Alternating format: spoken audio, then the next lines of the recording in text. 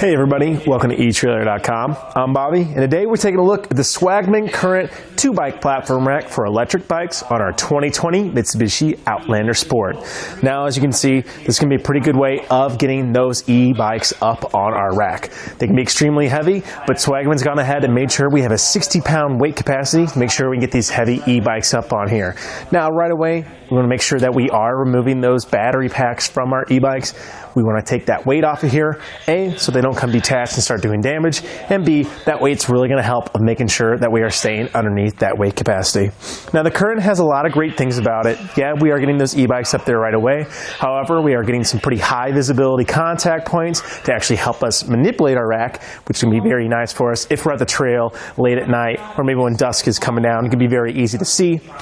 As well as we are going to have frame contact here. So if you're looking away of getting carbon frames up on here, this probably won't double as that as well, as we are getting middle contact on our frame. So for those carbon frames, it will start warping them and deteriorating them as we do have frame contact. A couple of things you might run into, if you have an e-bike and maybe a step through or a women's bike or maybe a kiddo's bike with you too, you might have a little bit of an issue of actually getting these middle point systems to actually work for you. So you may have to end up getting a bike adapter bar to actually make that horizontal bar actually work for you.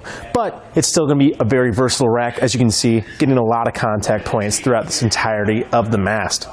Taking a look at the platform itself, you can see it's pretty simplistic in its design. It's just got some pretty thin kind of like rails here with a couple cradle mounts, so not going to be too busy at all, as you can see. And on the end here, you can see we do have a pretty wide cradle here.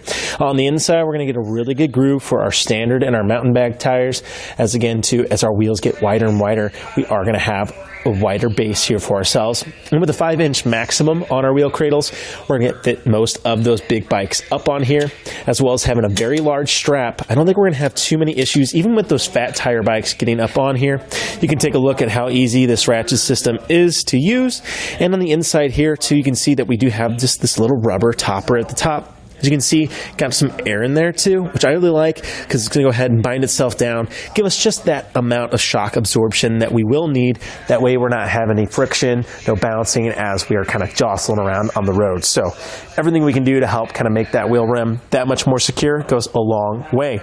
Again, those grooves kind of get patented throughout each side of that as well. And you can see those holes in there. Going to be doing a good job making sure we're not going to have any weather buildup, anything like that. Going to have no sit and rain, which is always very good, especially if we start leaving this guy on our rack for a long time.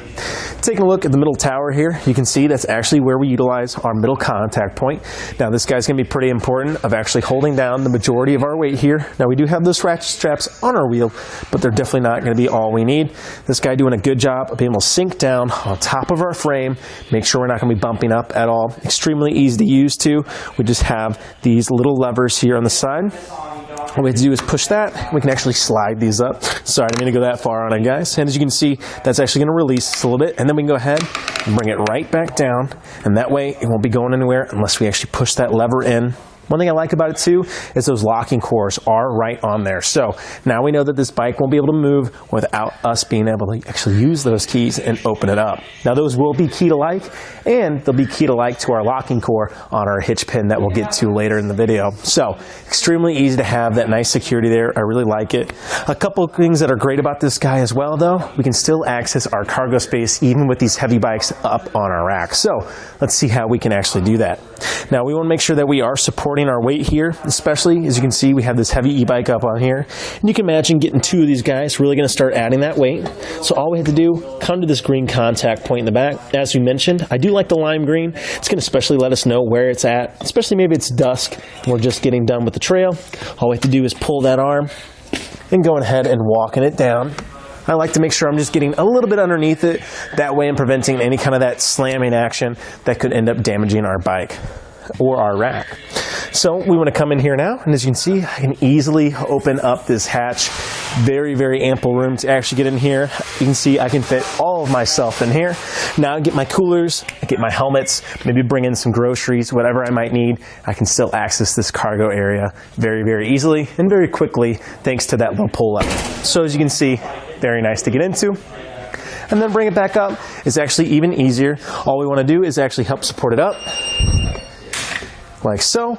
That is going to go ahead and drop into place. As you can see, no pins and clips to have to worry about. We just simply need to walk it back up into position and get it set. So very easy to do. The only issue you might have is actually reaching in here when you have a second bike, but hopefully, as you can see, we're getting ample room to actually get inside of here. Now you may need to get around the other side to do that if you're getting something kind of unwieldy in the front. However, still going to be very easy to get a little bit of hand through the center mass and help walk it down. Just be very careful we start getting 120 pounds on this mass, guys. Well, let's go ahead and start taking this bike off, see how hard it is to do. On the back end here, as we mentioned, we just have this little strip. I'm going to push in that lever, and that's going to allow our ratchet strap to go ahead and clear itself out. Go ahead and tuck that guy to the side. Repeating the process on the front wheel.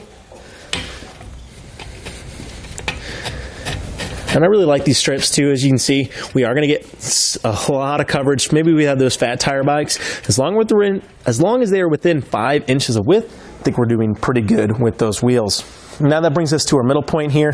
This is the most important hold. Let's make sure that we do have a hand on our bike so we're not tilting into the vehicle or ourselves. And all we want to do is come over to the inside here, pressing in that lever and walking up our arm like so. I recommend just trying to get this off all the way. As you can see, setting on our side for later. And this allows us to get right unset here. Now keep in mind, especially start getting heavier and heavier bikes, it's going to be nice to get closer and closer. So I like how there's no platform keeping me from getting in here. I can walk right up, get under the majority of the weight of this bike. Watching our sides. And look, we're already ready to ride. So extremely easy to use. Again, I think our biggest issue is going to be how heavy our own bikes are. But we have those heavy bikes. We want to get them up on the road with us, and we definitely want to use them. So this allows us to do so. Go ahead and re-ratchet that down. As you can see, very, very easy to use. I also like this guy too. As you can see, we actually have a collapsible mast. Again, we just have a little trigger right here. We want to pull that guy like so. It's going to go ahead and release this. And that's going to go ahead and let us bring this down all the way. Maybe bring that guy up. Might be a little better. But you can see we can fit it within these cradles. We can go back this way, get it reset again. Very, very fast and easy system to actually utilize. Go ahead and slide these up out of the way. We can actually lay that down like so. Another nice thing about that too, if you're really worried about this mast coming up, you can go ahead and tie those in with our straps. For today, we're going to go ahead and leave it like so. And here can be another great way, if we don't want to always utilize that tilt-away feature, we can go ahead and just swing this open, get back in our hatch if we need to, quickly and easily. Now with any hitch-mounted accessory, we are going to add a little bit of length to our vehicle. So let's go ahead and take a look to see how much we're adding here. From the rear of our bumper to the very end of our cradle, looks like it'll be our farthest point, we are going to be right at 27¼ inches. So definitely nothing too crazy. From a lot of the platforms I see, that's actually pretty nice of a distance. Definitely kind of under what the standard of these guys are. Usually around 30 or so. So just a few inches can go a long way, especially when we're trying to move this guy around. However, we do have a way of making that just a little bit easier for us. Maybe we want to pull in the garage, or maybe we want some more maneuverability when we're at the trailhead. Again, we can go ahead and use that lime green lever here again. Easily seen even at night. Pulling that guy up, we can actually go ahead and tilt that guy forward. So as you can see, it's going to go ahead and clamp itself shut. You got little to no play here in this position as well, which is always nice. And as you can see, we are going to be somewhat close to our bumper here, but our cradle looks like to be our closest point of contact, and at 3 inches, probably right under that, probably 2 and about 5/8 or so. So definitely going to be underneath that. Not going to have any, hopefully, contact here with this vehicle. As you can see, doing a good job. Not going to be shaking, and it definitely won't tilt forward anymore, or back, I should say, towards the vehicle. So definitely don't think we're going to have too many issues there. Now, another important dimension to keep in mind is our clearance factor. So in its put away function like this, looks like our lowest point is going to be about right around here. We do just have a little bit of a rise in our shank. And at 12 and almost a ½ inches, I don't think we're going to have many issues at all. But keep in mind, as those front wheels go up, the back will go down, and so will our hitch-mounted accessories. So let's go ahead and see what it's like in its regular position. that lime lever, easy to move again. It doesn't have too much resistance when we're pulling on it, but we can see it's nice and secured when we're not. To the very end here, we actually have 18.5 inches to the bottom of our platform. I'm thinking that is going to be, these guys are going to be just a little bit above that, so that's going to be our only issue to worry about. Definitely don't think it's going to be too much of a worry, but if we have any steep terrain, it's definitely something just to watch out for. Moving our way down the shank here, you can see that we do have an 1.25 inch shank here today.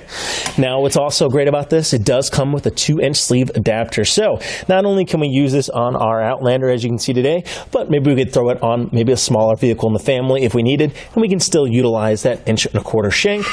But still today, we have that 2-inch sleeve adapter, making it very easy to use our 2-inch hitches. And on the back here too, we do have an anti-rattle threaded hitch bolt. What's great about this guy, pretty standard across the industry, but as we tighten this down, this is gonna get in line with one system. You can see as I give this car, or I give the rack a couple shakes, it's actually gonna be shaking that entirety of the car. So we know that that's bringing it in line with one system. That's gonna make for a nice smooth ride, not only for us, but for our bike rack, and more importantly, our bikes as well. Anything we can do to reduce that, that hustle and bustle in the back here, definitely going to go a long way of preventing any damage to our bikes. And on the back end here too, we do just have that locking cord that we mentioned earlier. And again, those will be keyed alike to our rationing arm system. So we'll only need one of those guys. If you're like me, that is going to go a long way in making sure that we don't lose our security at all. Well, again, I think the Current offers a lot of solutions, predominantly and obviously for those e-bikes. That high capacity rating going to be doing a good job of getting those heavy bikes up on here. And as the name suggests, it's pretty much what this guy was designed for. I like how simple it is too, guys. These rails, they're pretty thin. They don't get in the way. That allows us to get up close and underneath those heavy bikes and just walk them right off, or walk them right on. And that ratcheting arm system makes it extremely easy to use. I'd just be careful with those frames. You may end up getting a bike adapter bar sometimes, but hopefully it's gonna work out great for you guys. Well, I think that about does it for the look at the Swagman Current 2-bike platform rack for electric bikes on our 2020 Mitsubishi Outlander Sport. I'm Bobby, thank you for watching. Here on our test course, we'll start by going through the slalom. This is gonna show us the side-to-side action. This simulates turning corners or evasively maneuvering. Once we get to the alternating speed bumps, we'll see the twisting action. This will simulate hitting a curb or pothole or driving over uneven pavement. Once we get to the full speed bumps, we'll see the up and down action. This will be just like driving in and out of a parking lot, parking garage, or driveway.